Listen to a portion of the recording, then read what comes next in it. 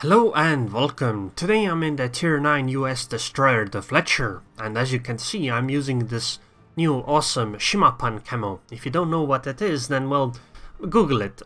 Actually no, on second thought, don't Google it. Only do it if you are alone, because that is not safe for work, potentially at least. So, I mean, it's up to you. Anyways, this is a match on the map Okinawa. It's a random battle fairly recently, and both teams have a carrier. They are tier 8. I believe the enemy should be a Shokaku. It's a tier 10 map though. Anyways, I think that the Fletcher is actually the strongest destroyer tier by tier, in a general sense. While Khabarovsk might be better in random battles at tier 10, I believe that the Fletcher is stronger in a general sense because she fits very well into things like ranked or organized battles. At least you would use them in them, unlike, you know, a Khabarovsk. Anyways, I'm gonna smoke here in the B cap because planes are potentially coming in, and also that Tashkent is gonna spot me. And I would like to cap this base. I have to be careful here though, because the Tashkent could have torpedoed here. This is why I'm gonna keep sailing forwards at 1/4 speed. Also, my anti-air is going on the Shokaku's planes. I select them for targeting. Actually, the Fletcher is the strongest anti-air destroyer, I believe. She is definitely stronger than the Gearing in anti-air, and she also has defensive fire. And with those, actually, she out DPS's, you know, ships without defensive fire up. And because on a DD you probably don't care too much about the second slot, you can also take AA range, so it's very useful. I think I might defensive fire here to help the RCV, but I mean, if not, then it's okay. So anyways, yeah, okay, actually, there is no point here. The planes are getting wrecked by the enemy CV. But the reason why I believe that the Fletcher is so damn powerful is because, well, she has everything going for her. She has the strongest destroyer anti-air, at least it should be. She also has amazing HP, amazing guns, 5 guns, of course not as good as Gearing, but still, the 5 guns are still very, very good. And on top of all that, she has better torpedoes than the Kagero. Like, straight up, none of this, like, oh, in this specific situation thing. No, just straight up better torpedoes. They have essentially the same reload. The Fletcher torpedoes have more range. You have less time to react to Fletcher torpedoes, because they get spotted closer. The torpedoes are slower than the F3s, but they get spotted a lot closer, so you have less time to react to them. The difference isn't all that big, but still, it's enough.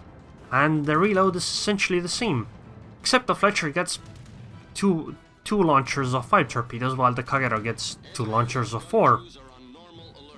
So yeah, basically, the Fletcher is just amazing. Like, all around amazing. There really are very few things that the ship is lacking in. If you were to play a ship, then this is one of the best tier by tier. Because destroyers are important, and she is essentially the best one. Like, if ranked were a thing at tier 9, which hopefully we will get at some point, because I would really like to play ranked at tier 9, the Fletcher would undoubtedly be the best destroyer to pick for it. Because she is also very good at capping 5.8 kilometer concealment, which is also better than the Gearing, by the way. Anyways, enough about that. It's unfortunate. Our team talked early about going towards the B cap, but apparently not. Like, on this map, you really want to go for B and C. But, well, too many of our teammates decided that they don't want to do that. As you can see, there's like 1, 2, 3, 4, 5, 6 allies at A. And they actually don't have the cap zone. Which is, like, bizarre, because half our team is over there. And the other half is, like, over here dealing with, well, the more important cap zones, to be honest, because if you take C, it's much more easy to attack or defend B with it than from A. So you really should focus on these two, but unfortunately our team decided that they don't want to. The good thing is that we have our tier 10 battleship over here, so we still have a chance, and the tier 10 battleship, which is the Kurfürst, is actually being aggressive, so I'll try to support him. If he wants smoke, then I'll give it to him, but he probably doesn't, because there is a Shimakaze over there in that smoke, and that, like, stopping in the Kurfürst in this situation could potentially just end the ship. And we really do want to push into the cap zone, so we can't just sit back and relax. The fortunate thing is that quite many of the enemies also went towards the A cap. Not as many as our team, but enough at least to give us a chance of trying to fight. By the way, this is something that I believe that organized battles lack in World of Warships, which is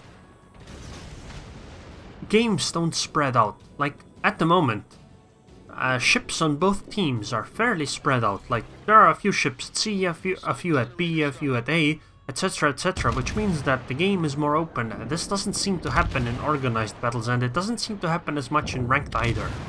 And I believe that is actually something World of Warships needs to fix at some point. By the way, those torpedoes that I fired earlier they had two purposes. One is that I wanted to hit into the smoke, to flush them out of the smoke. The other thing is that the course that the North Carolina was taking earlier, in my opinion, if the North Cal hadn't turned the other way, she would have run into those torps. But I got something even better. Taking out this Hipper for me is more important than that North Carolina dying. Although it's not as good for the Kurfürst, I guess, but it's more important for me because the Hipper could...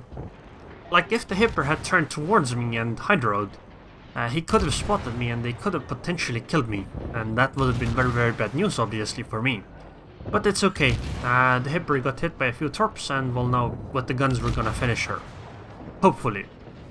And I actually have, you know, a pretty good, like, I'm liking the chances of our Kurfürst over there against this North Carolina. Like, we should be able to take this North Carolina. The only problem is the torpedoes by the Hipper and Shimakaze. By the way, I'm firing AP right now. This is the kind of height you want to fire AP at. You see, the thing is that there is this thing called... I actually don't know what it's called. I don't remember the word. Basically, like, the sections of your ship have, like, a limited amount of HP. And the... if your ship has, like... essentially, like, the middle of the ship has a limited amount of HP, or superstructure has a limited amount of HP, etc, etc. And when you fire a lot of HE at a target superstructure, that superstructure loses HP. And then when that happens, then that ship starts taking a lot less damage from HE. So, switching ammo to AP and firing into another section is useful. Anyways, planes incoming. I don't want to use Hydra because they're attacking New Orleans, so I would imagine the New Orleans used Hydra, but apparently it seems the New Orleans might actually be AFK, so I tried to use it. It's a bit late though, unfortunately. So that is a bit of a mistake, and well, I believe those torps are gonna finish her off anyway. It's okay though, I get to kill quite a few planes. The Fletcher is pretty good at this AA thing, after all.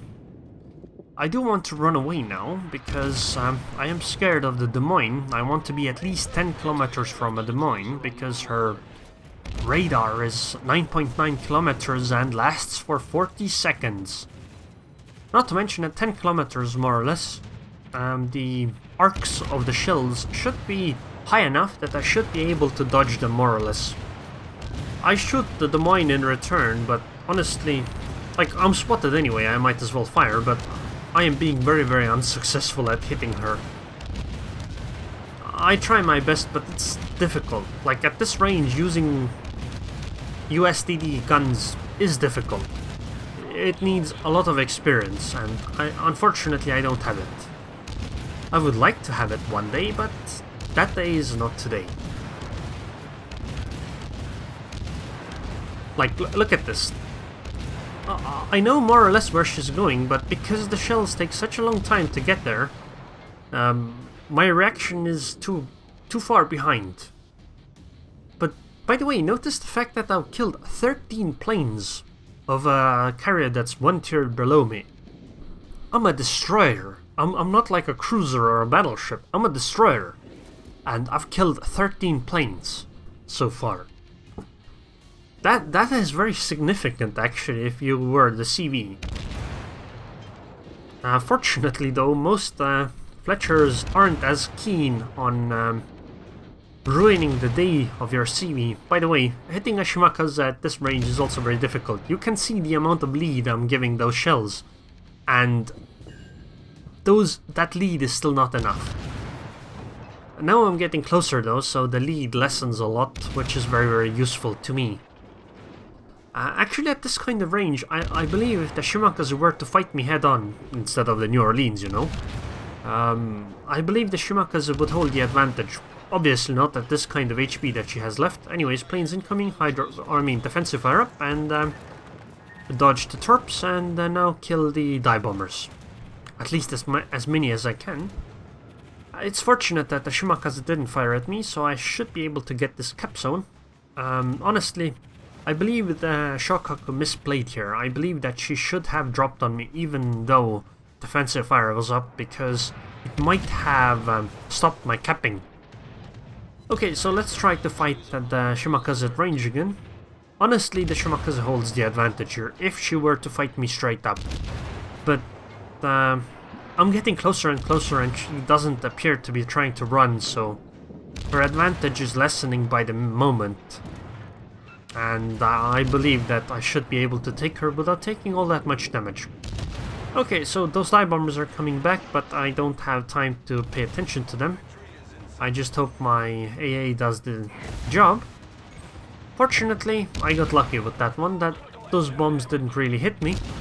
Sure, they took out my engine, but that's not really that big of a deal. I don't want to use Damekon right now. I might use it now, though. I'm not sure. Okay. More planes incoming. Num num num num num num num. The enemy CV is also flabbergasted by the amount of anti-air my ship has. I've shot down 21 planes in a Fletcher against the Shokaku. So yeah, okay, so the Shimakaze did fire torps. I should be able to dodge them now. And do not fire widespread torps. It's not really a good idea, because they are super easy to dodge. Sure, they might cover a larger area, but I mean, even if they cover a larger area, if they never hit, doesn't matter. Oh, okay. Well done, carrier. You actually hit me. I did not expect that. You definitely outplayed me. Oh, actually, I might hit a few torps here as well. That's very good, I guess. And 2 torp hits.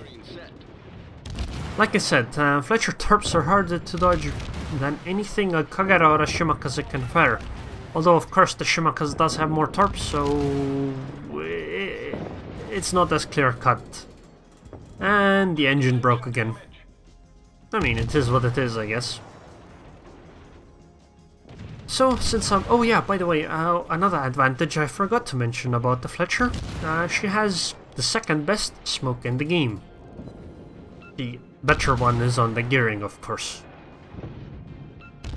So yeah, I mean, there are many things that are just right on the Fletcher, and she's a very powerful ship. So I start moving out of the smoke, not because I believe I'm safe, it's because I believe the game is ending and I want to get a slightly more experience.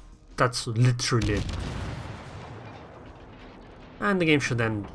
Okay, excellent. So yeah, moral of the story. The Fletcher is an incredible ship. And do not underestimate her anti-air. I shot down 22 planes. That's almost 1/3 of the entire, arsenal that the Shokaku has. And I did over 100,000 damage. I got 2,624 base experience as well. Our New Orleans did very well too, at almost 2,100 base XP. In our New Orleans, that's a very, very strong result. I believe that the enemy Shokaku kind of misplayed though. She really shouldn't have brought as many planes inside my anti-air.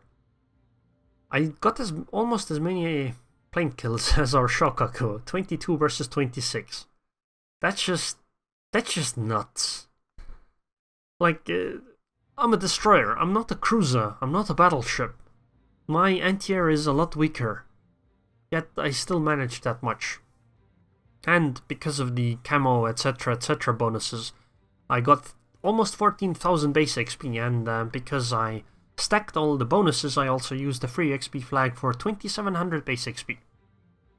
I did get 3 caps, so that obviously gave me quite a bit of XP. Honestly, I'm a bit baffled by the fact that we actually won the game. I believe that our Kurfürst played a really important role there.